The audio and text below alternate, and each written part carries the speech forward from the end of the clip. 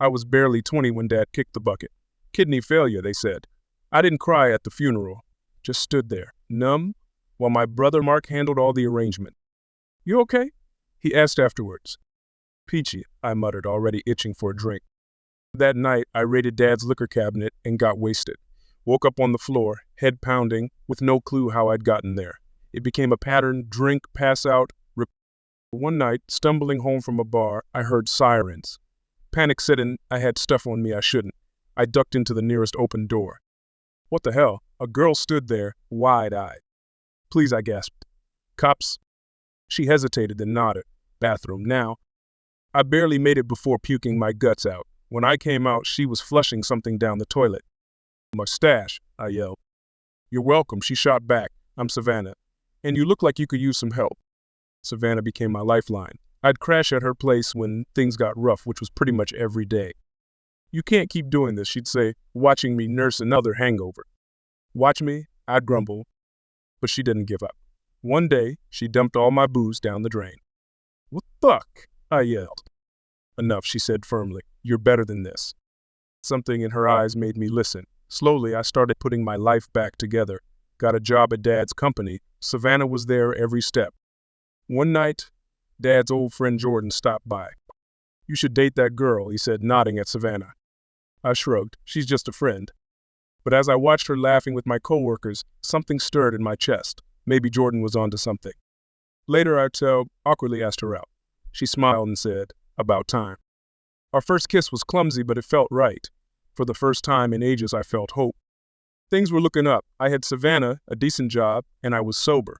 But life's a bitch, and she wasn't done with me yet. It was Savannah's birthday. I'd planned this big party, trying to make up for being a shitty boyfriend. You shouldn't have, she gushed, kissing me. I grinned, feeling pretty damn good about myself. Then Jordan showed up. Can we talk? He asked, pulling me aside. Sure, what's up? He took a deep breath. I love you, Henry.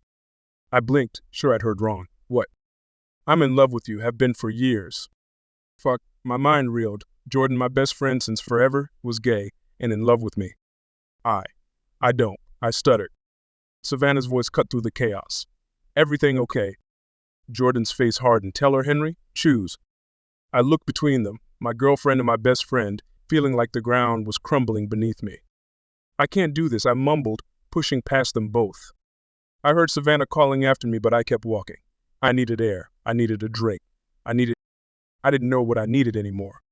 I stormed out of the party, my head spinning. Jordan's confession, Savannah's confusion, it was all too much. I jumped in my car and just drove. The streets blurred as I sped through town. My phone kept buzzing, probably Savannah. I ignored it. Fuck, I slammed my hand on the steering wheel. Why did everything have to get so complicated? I was so lost in my thoughts, I didn't see the other car until it was too late. There was a screech of tires, a blinding flash. Then dark. I came to in a hospital bed, everything fuzzy. Henry, can you hear me? Savannah's voice, thick with worry. I tried to focus on her face, but it was just a blur. I can't see properly. His voice. The impact caused swelling around your optic nerves. It should be temporary. Should be? I echoed, panic rising. We'll monitor it closely, he assured me. As he left, I heard Savannah whisper, it was Jordan. He did this. What? No way, I protested. But a seed of doubt had been planted. As I lay there, unable to see clearly, I wondered, who could I really trust? The days blurred together in a haze of darkness and muffled voices. My sight wasn't improving. Savannah rarely left my side, but tension hung in the air. I'm going to get some coffee, she said one afternoon. Need anything? Just my eyesight back, I muttered. I heard her sigh as she left. Moments later, heavy footsteps approached. Who's there? I called out. No answer, just the sound of breathing. Savannah? My heart raced. Jordan. Suddenly, hands grabbed me, I thrashed. But they were strong. What the? I felt myself being lifted then. Nothing but air. The fall seemed to last forever. Pain exploded through my body as I hit the stairs. When I came to, everything was pitch black. Henry! Oh God, Henry! Savannah's voice, panic. I can't see, I whispered. I can't see anything. I'm sorry, words were a death sentence. I'm sorry, but the fall has caused permanent damage. As reality sank in, Savannah gripped my hand. It was him. I saw Jordan running away. He did this to you. I wanted to argue to defend my friend, But doubt gnawed at me. First the car, now this. I'll make him pay, Savannah vowed. In that moment, blind and broken, I didn't stop her. Weeks passed. I was drowning in darkness, barely keeping my head above water. Savannah tried her best, but I could feel her frustration. I'm taking you to the hospital, she said one day. Maybe they've got new treatments. I didn't argue. What was the point? In the waiting room, I felt someone sit next to me. Rough day. A man's voice, unfamiliar but oddly comforting. Try rough life, I snorted. How'd you lose your sight? I hesitated, then spilled the whole story. It felt good to talk to someone who didn't know me, didn't judge. He said, my grandmother used this when she lost her sight. Might help. He pressed a small container into my hand. What is it? I asked. Just anoint. Give it a shot. Before I could thank him, Savannah returned. Who were you talking to? She asked. For some guy. He gave me this. There's no one here, Henry, she said, confused. I frowned. But, come on, the doctor's ready. As we left, I couldn't shake the feeling that something strange had just happened. But for the first time in weeks, I felt a glimmer of hope. That night, I applied the mystery ointment, entangled, but in a good way. Maybe, just maybe, things were looking up. The ointment became my secret ritual. I didn't tell Savannah. She'd probably flip out about using some random guy's medicine. But damn if I didn't feel better. One morning, I swear I saw a flicker of light. Savannah, I called out, heart racing. What is it? She rushed in. I think I saw something. She gasped, really? That's amazing. Her excitement was palpable, but something felt off. Like she was trying too hard. Just later that day, she burst in, breathless. Henry, I found someone who can help. What do you mean? Just a doctor. He says he can fix your eyes. Restore your sight completely. Thus my heart leapt. Are you serious? How? Some new procedure. It's expensive, but... How expensive? I asked, suddenly wary. She hesitated. Most of your trust fund. Her stomach dropped. That was everything I had left. I don't know, Savannah. It sounds too good to be true. Don't you want to see again? She pushed. Of course, but... Then what's the problem? Don't you trust me? I wanted to. God, I wanted to. But something nagged at me. Let me think about it, I said. She stormed out, slamming the door. As I sat there, torn, my phone buzzed. A text from an unknown number. Don't sign anything. L. The guy from the hospital. How did he get my number? But my head spun. What the hell was going on? The day arrived to sign the papers. My gut was churning, but Savannah's excitement was infectious. This is it, babe, she said, squeezing my hand. You'll see again. As we waited for the lawyer, my phone buzzed incessantly. Who keeps calling?